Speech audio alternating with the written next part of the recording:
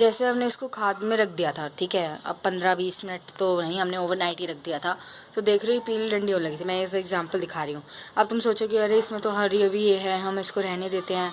ये देखो, अब मैं हरी का भी तुम्हें बता देती हूँ।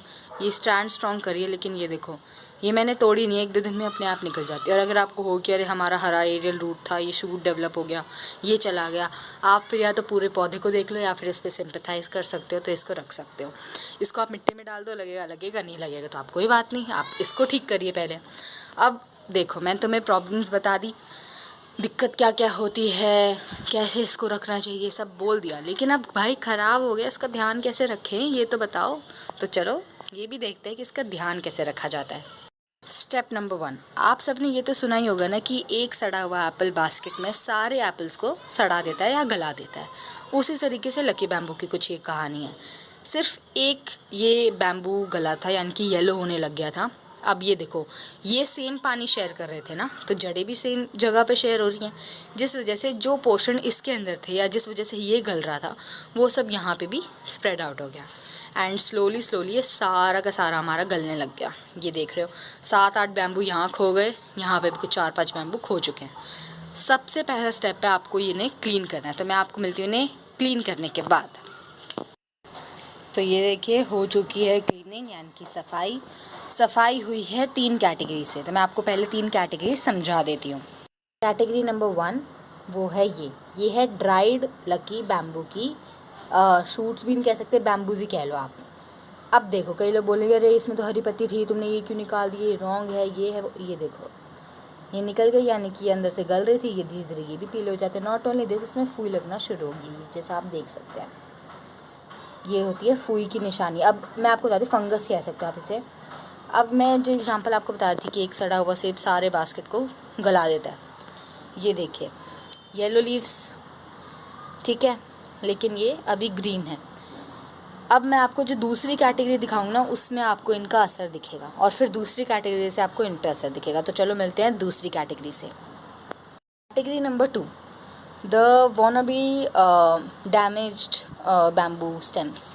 ये देखो, देख रहे हो, येलो हो चुकी है। नंबर 2, ये गलना शुरू हो गई थी नीचे से। मैं इसको प्रेस कर रही हूँ, नीचे से प्रेस हो रही है, यानी कि गलना शुरू हो गई थी। सिर्फ इसमें क्या है, अगर मैं इस पर फोर्स लग रहा है इसको हटाने में, इसका मतलब ये अभी भी स्टेज पे है कि हाँ मैं इसको बचा सकती हूँ, लेकिन इनमें ऐसी कोई पॉसिबिलिटी नहीं है। मैं इसमें ऐसे हल्का सा पुश भी नहीं दिया और देखो ये रिज़ल्ट होता है, ठीक है। अब कैटेगरी 3 से मिलते हैं बिना किसी कट के। ये है कैटेगरी 3 जो बच गई कृपा से, लेकिन ऐसा भी नहीं होता। अगर मैंने इनको इकट्ठे टाई कर रखा था, मम्मी ने एक्चुअली इनको भी एक साथ टाई कर रखा था, और फिर सराउंडिंग में ऐसे ये टाइज थे, उससे भी कोई फ़र्क नहीं पड़ता, क्योंकि इसमें भी मैंने एक बीच में से एक डंडी निकाली है जो गल चुकी थी, यानी कि सॉर्ट ऑफ ऐसी भी नहीं थी, कुछ इनमें से एक थी, शायद ये थी वो जो इनके अंदर थी। तो इससे कोई मैटर नहीं करता, चाहे कोई भी कैसी भी हो, तो टाई भले आप कैसे भी करो, लेकिन हाँ थोड़ा बहुत फ़र्क पड़ता है, ज़्यादा नहीं। अब देखो, मैंने इनकी क्लीनिंग तो बता दी, अब मैं बताती हूँ इन्हें वॉश कैसे करना है। दूसरी चीज़, इनको कैसे पानी देते हैं। तीसरी चीज़, इन्हें आप मिट्टी में लगा सकते नहीं लगा सकते।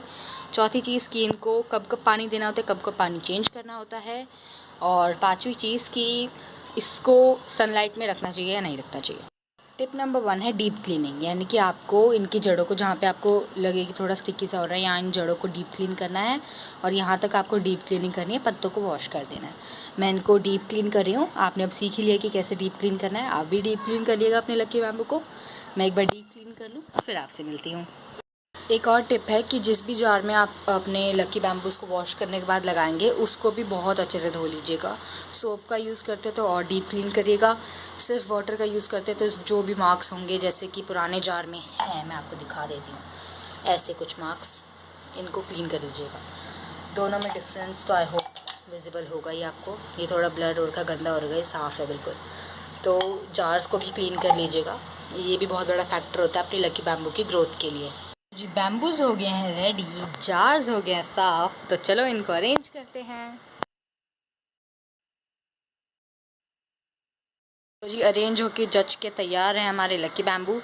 अभी ये थोड़े ना सिंक हो रहे हैं, तो मम्मी जिनका पूरा गार्डन है वो ही इनको जचाएंगी और वही अरेंज करेंगे, क्योंकि ये नीचे रहते हैं रूम में, ताकि इनको कोई हार्श सनलाइट ना पड़े। अब तीसरी चीज़ की बात करते हैं, वो है पानी। पानी कौन सा दे भाई? पानी यानी कि केयर टिप्स मैं आपको बता देती हूँ। पानी जाएगा डिस्टिल्ड वाटर यानी कि नॉर्मल टैप वाटर।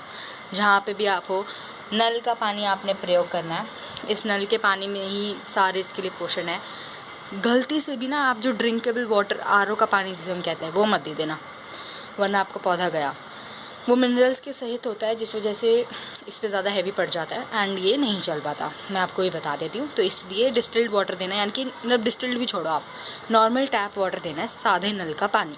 या अगर आपके वहाँ ताज़ा पानी जिसे हम कहते हैं वो आता हो तो आप वो दे दीजिएगा, लेकिन बॉटल्ड वाटर या मिनरल वाटर या फ़िल्टर का पानी या फिर जो भी कह लो आप, आरओ का पानी वो मत देना। ये बात का ध्यान रखिएगा। बाकी केयर टिप्स में बता दूँ, दालचीनी का पानी अगर देते हैं तो सिर्फ 10-15 मिनट के लिए सोक करने के लिए दीजिएगा। उससे ज़्यादा देंगे तो आपका पौधा उसी समय ख़त्म। जैसे कि हमारा हो गया था, बस हमने बचा लिया क्योंकि हमारे पास ये शूट्स ज़्यादा अवेलेबल थे। अब मैं बताती हूँ कि आपको करना क्या है उन पीले बैम्बू शूट्स का। नंबर 4 जिस वजह से ख़राब हुई हैं, वेदर कंडीशंस हमारी हुई हैं क्योंकि हमने दालचीनी का पानी में ओवरडोज हो गया था, एक दिन के लिए ज़्यादा देर तक थी। लेकिन दूसरी चीज़ मैं आपको बता दूं, लकी बैम्बू को कभी भी सनलाइट में मत रखिएगा। जब वो हार्श सन वेदर होता है कुछ इस तरीके का भी, तो भी आप इसको मत रखिएगा। ये रूम फ्रेंडली प्लांट है, स्टडी टेबल, ऑफिस टेबल कहीं पे भी रह सकता है, लेकिन इसको कभी भी सूरज की धूप ही मत दिखाइएगा। ऐसे एरियाज़ पे रखिएगा जहाँ पे बस इनडायरेक्ट सनलाइट पड़ जाए एक आधी बार, वो भी चलेगा, नहीं भी पड़ती तो भी चलेगा। हमारे पास सर्दियों में टिका रहता है। ये 2 शूट्स है जो अभी गली नहीं है, मम्मी ने कहा है कि इन सब को मैं मिट्टी में लगा दूँ, क्योंकि हमने एक बार लगाया था, अटैम्प्ट फेल हो गया था, तो मैंने मिट्टी में लगाने वाली हूँ। मिट्टी गीली हो क्योंकि इसको गीला पानी मतलब गीला वेदर ही पसंद है, तो मिट्टी गीली हो तो चलेगा, बाकी ने मम्मी प्लांट करेंगी, मैं तो बस अभी लगा दूँगी, तो मैंने प्लांट कर दूँगी। और ये थी कुछ केयर टिप्स। इससे बस मैं अब आपको एक समराइज़ बता देती हूँ। रूम में रखने लायक प्लांट है, स्टडी टेबल, ऑफिस टेबल कहीं पे भी रख लो। दालचीनी का पानी इसके लिक्विड फर्टिलाइज़र है, जिसको आप 10-15 मिनट के लिए ही देना।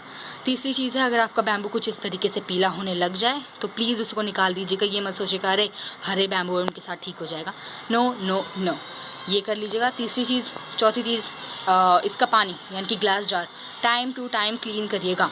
टाइमली क्लीनिंग नहीं करेंगे तो अल्टीमेटली आपका ही पौधे का नुकसान है, आपका नुकसान है। फिर आप सोचेंगे हमारा लकी बैम्बू इतना महंगा आया था, चला नहीं।